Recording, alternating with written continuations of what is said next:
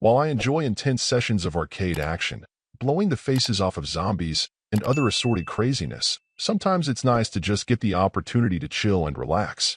Games with a strong narrative base, open-world RPGs, and other sorts of titles can satisfy that need, but I also sometimes appreciate an adventure into the unknown. Passing by, while it may lack the spark of excitement and conflict some people could be hoping for, is truly an exploration of what it would be like to set out on an adventure without knowing your destination and simply learning to enjoy the journey. What I first appreciate about this game is that while it shares beats that can feel familiar like something I've played before, it also simply has a vibe all its own. Your journey, at least as you set out, really is quite open-ended, with you only knowing that you have a special letter to deliver.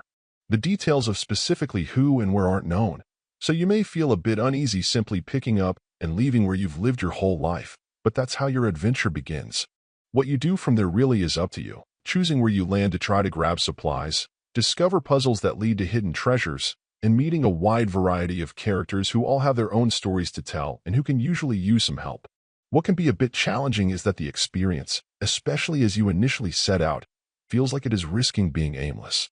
It's so often taken for granted in adventures that you'll have some picture of what you hope to accomplish, whether saving a kingdom or stopping a looming threat, that it's a bit unnerving to instead set out with so little guidance. Granted, this is an experience centered in positivity and feel-good vibes, so it isn't as if you can choose to go into the world and begin wreaking havoc, but it does feel odd to be so unshackled.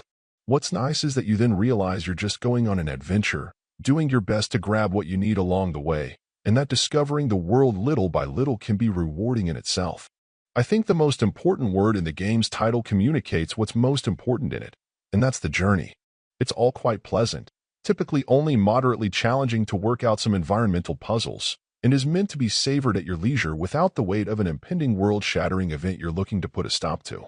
The controls for your ship may be a bit unreliable at times, but once you get the hang of how best to get to the Sky Islands you want to, it isn't so hard to get to where you'd like to go. This is all about the people you meet, the satisfaction of discovery, and just taking the world in. If that sounds inviting, it's well worth taking a chance on. Overall, my final score for the game ended up being an 8.1. And if you're interested in picking it up, it's currently available on the Switch eShop for $9.99. Thank you for taking the time to listen to this review. And if you'd like more information or ideas of indie games worth checking out on Switch, be sure to click on the link provided in the description. Until next time.